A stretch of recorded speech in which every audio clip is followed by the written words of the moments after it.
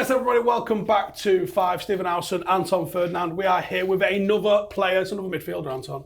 We will get to a defender. I really want to talk to you about a defender, but we're talking about midfielders. This kid's special. We've got two other special kids in the mixer as well. This is Jamal Musiala, Bayern Munich. This is another kid who's just got the lot. I mean, can I just say, how much fun does it look to be playing in Bundesliga as a youngster at the minute? It looks like it's the place to be. Every young, I know he's playing for Germany, but this is one that we've missed out on in England. Everyone who's left England to go and play in Germany, they're flourishing. You know, that's why younger players are looking at it more and more after the likes of Jaden, Jude, and now Jamal, the 3 Js. You know, and it's like, it's just fantastic to see what this young boy is doing, you know, and a player who really, really excites me, a player who is always on the ball, always wants the ball in any type of scenario, any type of situation on the pitch, always wants the ball. And again, like we've mentioned about, especially the 3 players that have gone and played in the Bundesliga, one thing that's apparent,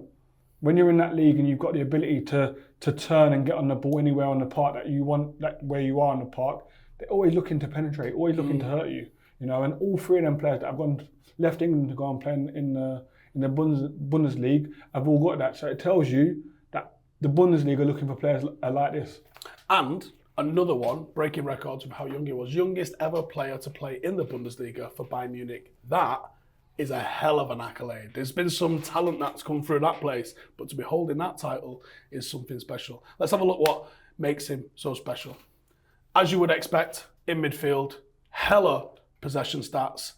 Not so great on the attacking, although in the assists he's definitely considered elite. I like how defensive he is. But when you got to look at this, and you look at the team that he's playing in a Bayern Munich team that plays for arguably the best striker in the world. His job is that. It ain't to score goals. It's His not, job but look is at that. this. 99th percentile for interceptions. You ain't getting that past him. You could play this on the opposite side of the street, he's getting it. Exactly. Blocks are there. He's tackling anything. His pressures are there. It's the only thing he's not doing is clearances. He's like, I don't need to do that because we already won it. This is the thing. Tells you as well, we win the ball high up. That's what it tells you. We win the ball high up. You know, I intercept balls. I hit tackles, by the way. I get my blocks in. That means we press and we press high. This is ridiculous. It is ridiculous. It is, but this is why he plays. You know, and if you can put that and then add that to your game, you know, it's fantastic. I think his attacking stats look poor or ordinary because of how strong everything else is. Of course, but remember what I said. He's playing in a team that is playing for arguably the best striker in the world. It's pretty good at Lewandowski. He's unbelievable. But this is what I'm saying. Your job is that then, Jamal. And by the way, you're flourishing. Let's have it right. You're flourishing. And listen, I played with a Delta Rat at QPR, and he saw passes that I didn't see, and I could see the old pitcher playing at the back. I could see everything's in front of me, and I'm going, how did he see that? Because I didn't. and I'm thinking to myself, well, I've got vision, by the way. My vision is decent. I like to pass the ball, but hold on a minute. I did not see that. So then it had me questioning myself, right, what's my vision like? Because I didn't see them type of things. You know, this boy's got vision like that, by the way.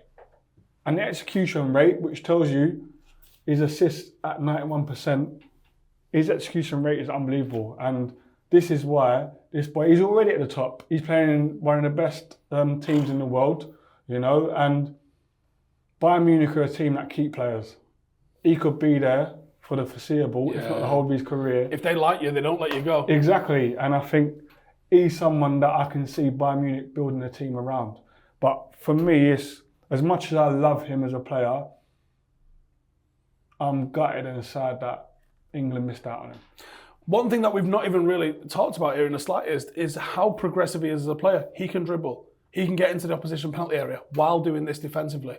He can progress the ball. He's got it passing, dribbling. He's got everything. But let's have a look at this defensive side. Let's have a look what he's actually getting up to. Very much a bit like what Jude was showing us, really. Just hot all over the pitch, everywhere. That's where's he doing his defensive actions? On the pitch, mate. Exactly. And listen, you're going to hear it a lot when we're talking about young players. This heat map tells you he's trustworthy. And that is the biggest thing for a young player. For a manager, can I trust a young player to go out and do the job? Because effectively, my job as a manager is in your feet and in your mind, by the way. If you're not doing it for me... This is mental. Exactly. This, isn't it? This isn't an ability thing. I don't care how good your touch is, how good your shot is, how good your dribble is. For you to go and cover every blade of grass in a Bayern Munich team where you'd probably think, we probably don't need to work as hard. We're Bayern Munich. This is a pure mentality thing. Who's this remind you of? Like, who have you played with that you go, unshakable mentality? Jordan Henderson. Unshakable. Jordan Henderson, for me... Pardon? Not really happy with that. But it's the truth. I mean, you look at him, the way he is, the effect that he has on his team. But I was at Sunderland with him when he was a young player. And he would come into the dressing room, into the gym and look around and see what players are doing. Players in his position. What, start digging them out? Not digging them out, watch what they're doing. He can do 20 pull-ups, he can do 30 pull-ups. I've got to be able to do that. If I want to get on the same pitch as that, I've got to be able to do that. He'd work on it, do it. His mentality was to be the best and to be the best of who's ahead of him. And that is why he got into the team so quickly, but it was because he could do both. He could run forward, he could run back. But he started as a winger, by the way. When I first went to Sunderland, he played wide, When Steve Bruce come, put him into the middle because he had legs, he can run. And now he's arguably become one of the best Premier League midfielders over the last 8-9 years, I'd say. You might not agree with that, but I'll tell you, people, I've had this argument with people. I'd back him to the hill because I've seen the work that he's put in. And as someone who played the game previously, played the game before, I should say, I admire the work ethic. And I say this all the time, when you look at someone, especially a captain of his ilk, it's easy to be a phenomenal captain if you're the best player in your team. He's not the best player in his team. But the respect levels that every player has for him as the captain tells you about his mental strength and his work ethic. And a player that I played with, you would see his heat map like this from the minute he came into the first team setup to today, where he's playing at Liverpool. All right, finish your love letter to John then or something your own time. Let's have a look at what makes Musiala so special as well. We've got his progressive carries here. And as someone who plays as a box-to-box midfielder, we're not just seeing it in the final third. We're seeing him coming short. I mean, this one especially, he's coming to his own box, took it to the halfway line. Love that.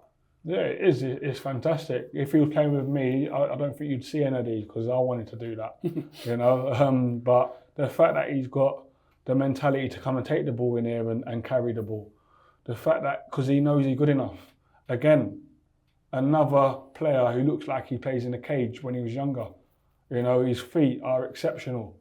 His quick feet around players. I think if you've not got that, you've not even got a sniff of a chance at the moment. Everyone's got that close control. Exactly. And a lot of them are a progression of cage football. 5-a-side, 6-a-sides, in the cage on the estates. Or what we're seeing now, and the next influx that will be after that will be the players who played futsal. That is the 21st century. This is the progression of the street footballer, isn't it? Exactly. And that's the next progression that we're going to see of players coming through with quick feet. Oh, he played futsal. Whereas at the moment, the players that are coming through, you've got quick feet. Oh, he played in the cage. And I think Power League players. Exactly. And this is what we're seeing. This is a combination of where he's carrying it and this one is showing us where his progressive passing is, though. Obviously, the carries is where he's dribbling. This is where he's passing it and where he's getting his assists. And this is what you want to see from your midfielder. He's keeping it safe, and then he's getting into the final third, and he's having it. He's not doing a lot of progressive passing in the bottom. He's keeping it tidy. This tells you everything you need to know about this kid. Around here, he's active, but this is the business end for him. This is where he's got to come alive. These ones into the box. I'm loving the angles. Exactly. Just behind a fullback, just behind a centre half, nightmare right behind him, and it's probably Gary Goldsky. It's not even just that. As a defender, a straight ball's easy to defend. You don't see a straight ball in there. Everything's on an angle and a diagonal. Yeah. Everything is. They're the hardest balls to defend. And what it also tells you, how many 1-2s did you go for? You don't go for a 1-2 with a straight pass. You go for a 1-2 off a diagonal pass. You know, and yeah, that'll be these ones. And when you're watching him, you will see so many 1-2s. The quick feet, 1-2, bang, let's go. And that's what this heat map tells you. This is what this map tells you. Sorry, not the heat map. We're talking about the passing. We're talking about his carrying. Last season, no one his age was coming close to as many take-ons as Musiala was making. Special player that's able to go and beat a man. When you've got someone that you know can dribble, and when you've got someone that is going to play these 1-2s in and out, how are you defending that? As a defender, if I'm playing up against him or if I'm playing in the back line? Yeah, maybe he's let's say you've got Lewandowski who's running off you, you've got him in front of you, you've got double jeopardy going on. I'm concentrating on my man, by the way. When you're playing against Lewandowski, you can't look elsewhere. Yeah, you and your mate. But you have to speak, you have to talk, you have to communicate. Communication on a football pitch when you're defending, for me, is arguably the most important part, other than your application. If you ain't talking, you're dead in the water. You know, I would make sure that midfielder is playing up against him, or the fullback is playing up against him, or whoever's marking him, to be tighter to him. But I could do that because I didn't mind being 1v1. But I'd make him go tight with them.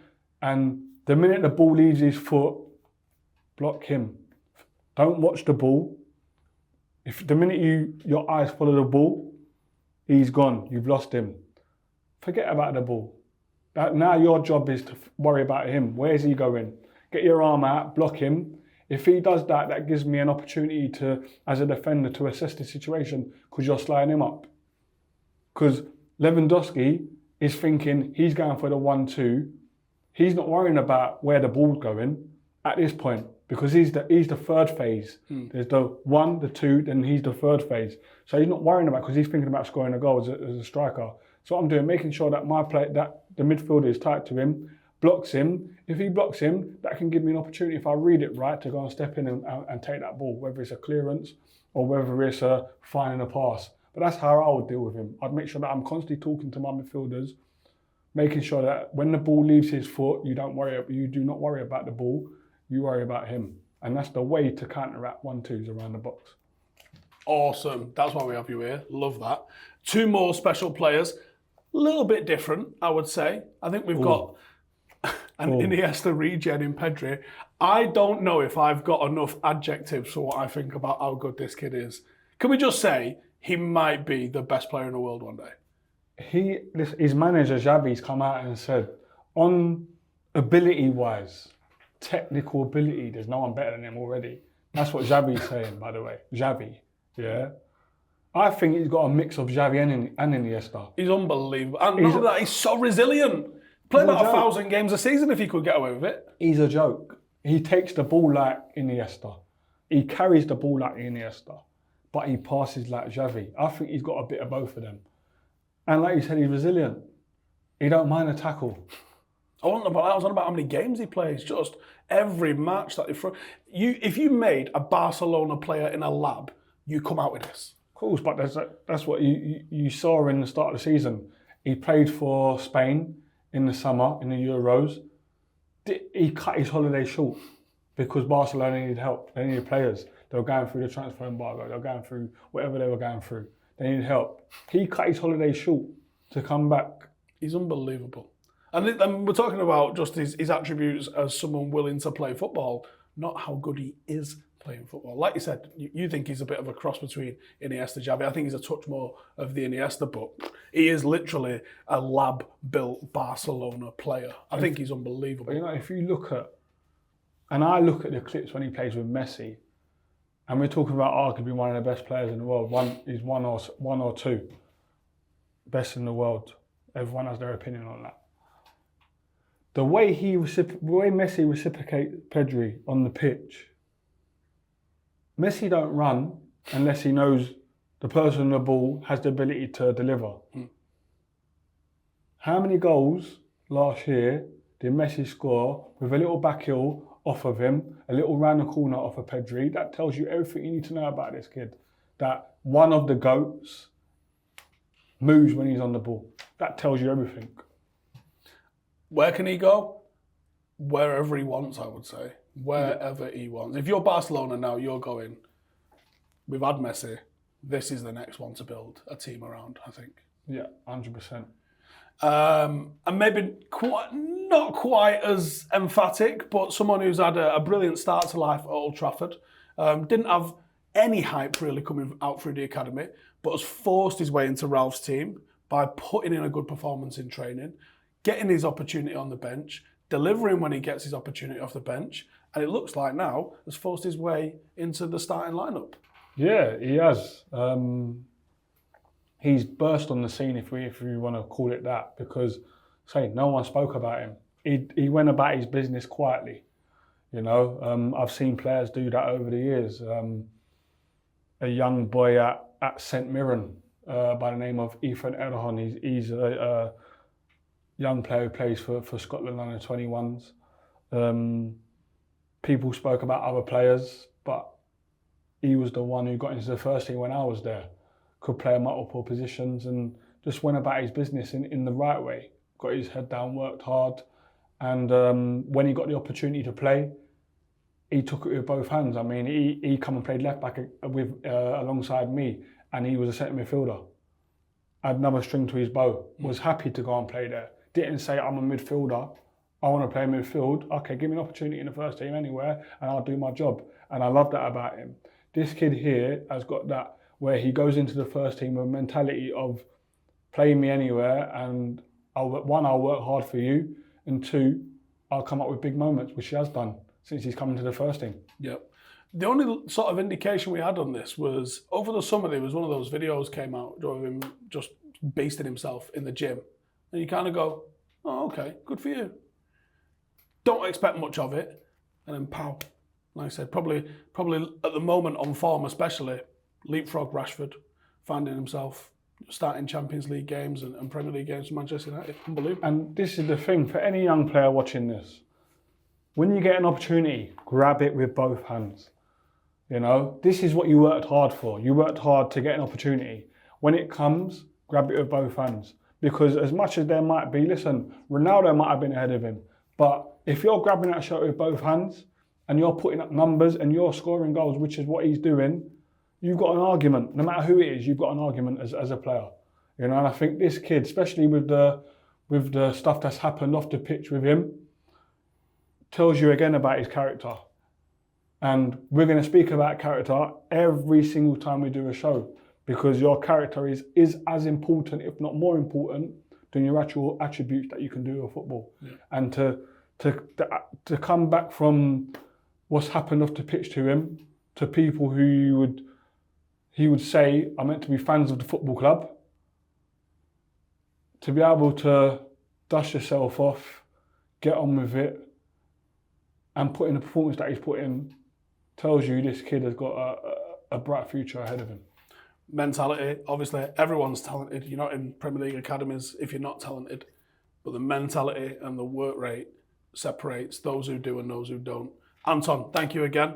You guys, thank you again. Make sure to subscribe. Keep getting your comments in and suggestions. We are loving seeing who you guys want to see next. We've got more coming on this one, so stay tuned. We'll see you in a bit.